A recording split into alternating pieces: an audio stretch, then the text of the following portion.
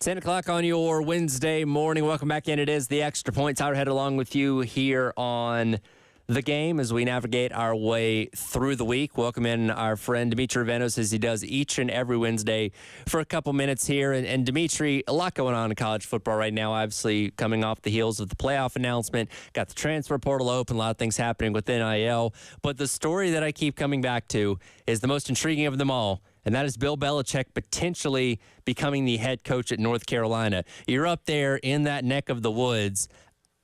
I want to see it happen personally, just for the entertainment of it all. Can I be honest with you? And maybe this is because despite the fact that I live in North Carolina, I run more in college football than college basketball circles. Sure. I've not met anybody that is excited for this or thinks this is a good idea. Everybody seems to be looking at this for, I want to say for what it is, but honestly, it is my interpretation is Bill would like to get his son, Steve Belichick, defensive coordinator of the 6-6 Washington Huskies, a head coaching job. This is a stopover, man. If UNC ends up going through with this, Bill is going to be the head coach for maybe 2 seasons before they turn it over to his son. Well, that's my thing. I don't think it's a good idea. I just want to be entertained by the fallout of this happening because here's the thing. The funny thing is, like, Mac Brown, 73 years old, gets pushed out the door here just a couple weeks ago. And the thought is, okay, well, and for one, you brought Mac Brown in to get your program some stability, which, he did an okay job at that. Things kind of started to wane towards the end, but okay, let's go out there and hire the 30 or 40-year-old someone that's going to lead this program for the next 10 to 15 years. Bill Belichick's not that guy. Bill Belichick is 72 years old. Yes, you got younger by a year, but that's not making much of a difference there, obviously. And my thing is, like, what's the long-term play besides Steven Belichick, if that is the indeed rumor, taking over at some point down the line? It just almost kind of seems like a chance to grab headlines that doesn't have a true payoff. Yeah, this is sort of why I told you last time we talked. I thought that if UNC really wanted to get serious, I thought they should take a swing at Shane Beamer. There is so much of the old money booster core at UNC that just does not and will never care about football. They don't like anything about NIL. UNC has a big problem right now, and I have actually heard that there are some some coaches' agents that have warned their clients off of this job because they are not serious about NIL, that they think they should be able to exist like Stanford, like Northwestern, like other schools of high academic esteem, that should be the attraction. They want a quote-unquote culture fit here. It's why despite the fact that he has deep ties in the area, Jamie Chadwell at Liberty was never going to get a call for this job. John Summerall at Tulane said thanks but no thanks because he's probably going to hold out for a better SEC situation. Matt Campbell said thanks but no thanks because he looks at where he is at Iowa State and does not see an appreciable difference between what can be accomplished at UNC. It's a booster core that is old, that cares about basketball, and in football just doesn't want to be embarrassed. And for at least a year, they can puff their chest out if Bill Belichick is indeed the hire, despite the fact that this is, it just makes no sense. Well, and that's what kind of creates the controversy here because much like a place like Texas or Texas A&M, you got a lot of cooks in the kitchen at North Carolina. Yeah. And Bill Belichick famously does not like to work with people. He likes to kind of run his ship the way he wants to run it. And, he apparently has this 400-page Bible manifesto that lays out the entire ideals of how he would run this program. But famously with the Patriots, Robert Kraft stepped out of his way and said, hey, you do what you want to do. As long as you bring me Super Bowls and continue to win games, we're good with it. When things kind of came towards the end, it obviously ended up changing. But for the most part, when Belichick was successful, he was steering the ship himself and everybody stayed out of his way. That's not going to happen in North Carolina. You're going to have to deal with a lot of people that you probably don't want to deal with while running this program that I quite frankly don't think Bill would. Is having conversations with NFL owners every week. He very much wants people to know he is interested. And I got to tell you, if it looks like it does appear that Jacksonville is going to make a change at head coach, I think Bill Belichick slots in kind of perfectly for what it is the Jaguars tend to look for in a head coach. You know, Super Bowl pedigree, has been a proven winner, obviously needs a young star quarterback to carry him through. When it comes to not only people not getting out of his way, Tyler, like the thing about coaching at the NFL is NFL teams don't have other programs that need to be taken care of as well, right? Like Bill Belichick's manifesto apparently includes like just calling for UNC to invest in football in a way it never has before, both from an institutional and from a booster level. And in order to get them to do that, you're going to have to convince at least a few people not to put that money into basketball. And that's going to be a tough sell up here. Yeah, and no matter who your head coach is, football is always going to play second fiddle. Can it be a closer counterpart to basketball up there? Certainly, but it's never going to jump over it. So in 07, before we knew Nick Saban, or excuse me, in 06, before we knew Nick Saban was on the table for anybody, right? Butch Davis was probably the headline available guy we knew was going to be taking a college coaching job. And UNC moved fast and got him. And at that point, it looked like they were ready to try and parlay. Look, basketball was in a great place. They had just come off their first national championship under Roy Williams, and Roy had that thing rolling. You know, the other part is UNC basketball's not in a particularly stable place right now. There are a lot of people up here that think this might be a make it or break it season for Hubert Davis. And if that's the case, I don't know that boosters are going to go to the well twice to score big. And if Belichick requires this much investment, boy, you're going to have boosters having to make a really tough choice up here at that point. Yeah, there's more things that kind of, turn you off from this than give you the idea that this would end up working. One thing I keep coming back to as well is how does Bill handle 18 to 21-year-olds, especially ones that have as much leverage as they do now with NIL? That just doesn't really seem like it's up his alley, and he doesn't seem like the most warm personality to be sitting in recruits' homes trying to convince them to come to North Carolina outside of saying, hey, here's all my Super Bowl rings, come play for me.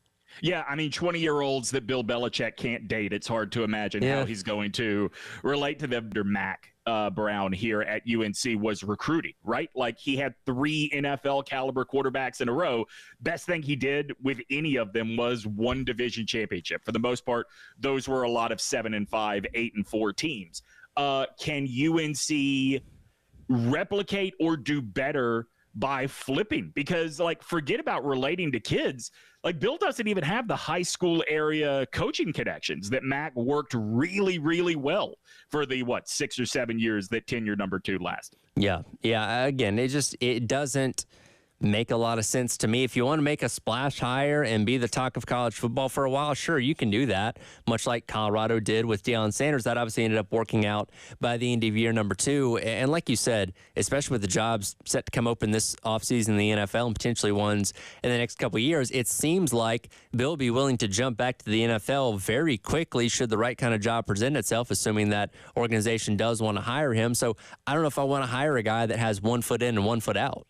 Yeah, I mean, if you have offered him the job and now almost 48 hours later he has not accepted it, it tells me he's not super serious about this. Like, he's 72. That weighs on not just UNC's mind, but on NFL teams' minds too, which is why I think, man, if the Jaguars opens, that's the one, because they don't care about that kind of thing.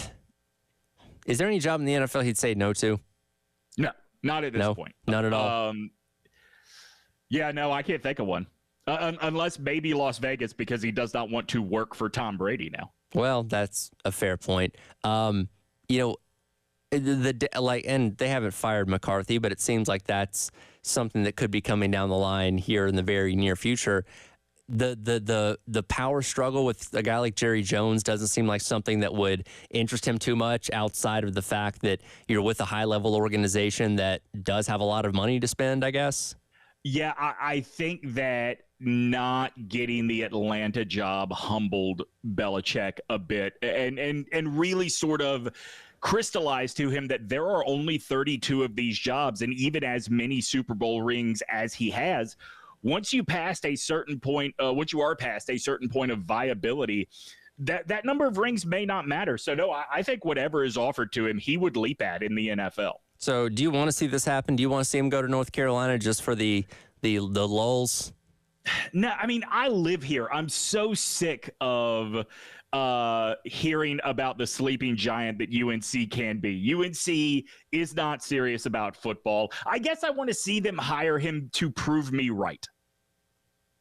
I guess that's Either the ACC to invite the Bearcats or UNC to jump to the Big 12 so we can get the on to Cincinnati moment in a press conference. See, that's what I was going to say is hearing him talk about like other college programs and the way they had to talk about NFL teams, I think would be very entertaining. And having to hear Bill Belichick, I don't know, hype up. Like, imagine having to hear Bill Belichick talk about how good they do at Boston College or at Pitt. Like, no, I can do you one better. Sad. Gardner Webb or some other FCS school in the state of North Carolina. And look, every coach does this to some degree, but there's nobody better, I think, than Bill Belichick of telling you that the winless Browns had a chance at beating his undefeated Patriots team by building them up. So hearing him do that for a Gardner Webb or whatever school in North Carolina they'd be playing would be entertaining, I think. Carolina fans certainly remember the days of Lou Holtz trying to convince everybody that Wofford puts their pants on one leg at a time, just like the Gamecocks, and anything can happen. No, I mean, he's not wrong. Obviously, we know how those games end up happening, but Bill Belichick was the master of coach speak, I guess, so to speak. Yeah. Yeah, I mean, I don't see the value in this for either side. And I think that Belichick is pretty transparently telegraphing he would rather not take this job. Yeah, like you said, the fact that the offer's been on the table seemingly for a day or so now and he's not taking the job tells me he's got his options kind of focused elsewhere. And I guess if nothing else, then he could take this. But you don't want a coach that looks at your program as kind of his last resort. Yeah, 100%. And I think that there is no way to spin a program like UNC and a coach like Bill Belichick together any other way. Yeah, again, I don't have high hopes it's gonna happen. I'd be entertained if it does, but I'm not holding my breath by any means. Are you booking your trip to Tampa for the ReliaQuest Bowl, by the way? The ReliaQuest Bowl, no. If this were still the days of the Outback Bowl and we were playing for Bloomin' Onions, then I might be apt to go. See, and I'm glad you called it that because I still call bowls by the original name. To me, Carolina's playing in the Capital One Bowl, not the Cheez-It Citrus Bowl. Oh, see, I never stopped calling it the Citrus Bowl because I remember you're like old school days of my youth when, So at one point, like this was when Florida State was super dominant. They were in this bowl every year because it was the ACC tie-in before the ACC was before we delineated power conferences. But yeah, that's what, like, Outback had been the sponsor for so long. I forgot what it was even called before the Outback Bowl. Was it the Hall of Fame Bowl? I think, but I'm not positive. In my lifetime, it had always been the Outback Bowl, and now it's ReliaQuest, whatever that means. But I stick to original bowl names, and I'm not ashamed to say that. That's why I call the one in Frisco, Texas, the Miami Beach Bowl. So. That's right. All right, we'll check in with you next week. Appreciate it, Dimitri. All right, Tyler. Talk to you later, man. It is Wednesday here on the game. Again, Carolina calls coming up tonight at 6 o'clock here from Coach Paris as basketball team on a couple days rest for exams before they get back in action. Taking on USC Upstate coming up on Saturday. It is the Extra Point. We'll dive into coaches in the college ball playoff. How far do they need to go for their seasons to be deemed successful? That's coming up next here in the Extra Point on the game.